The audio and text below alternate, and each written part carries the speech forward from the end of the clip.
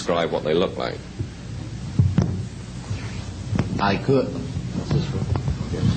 but it would probably take a whole lot of time. The reason I state that, when I got out in 1989, we had cataloged 57 different species.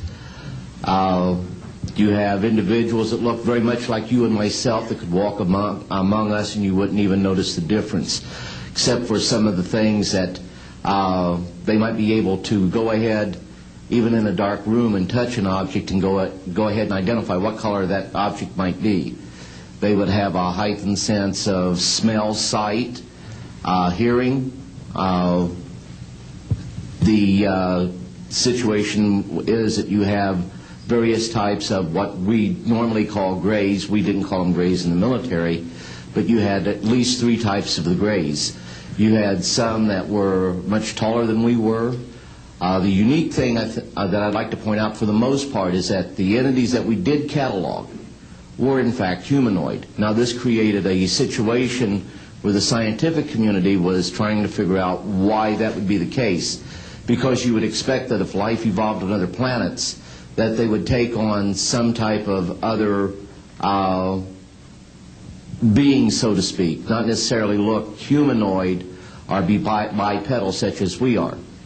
But apparently we got quite a few of the species out there that are humanoid in appearance, and that creates a question that yet has to be answered by science.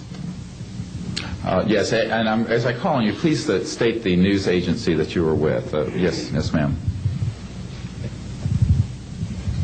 Deanne Davis with United Press International. Could you please address the vehicle that there was a drawing displayed of?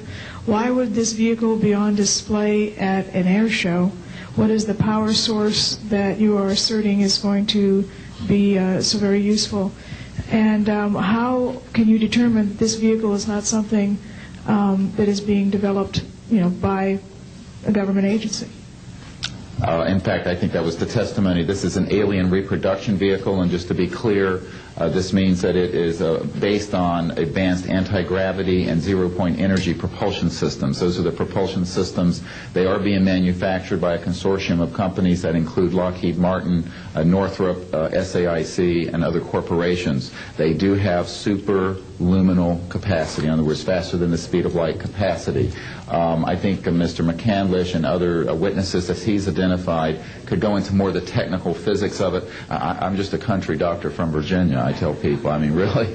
And but this is actually what is the reason it's called alien reproduction vehicle, is that it's based on the study of extraterrestrial vehicles, but it is manufactured by human military intelligence, aerospace contracting arrangements. And this is very important. It means that we, Homo sapiens, have the ability to access this so-called zero-point field of energy, which is the ambient field of energy from which all matter and energy is fluxing, and can access that energy and generate all the power we need to run this planet without fossil fuels or pollution.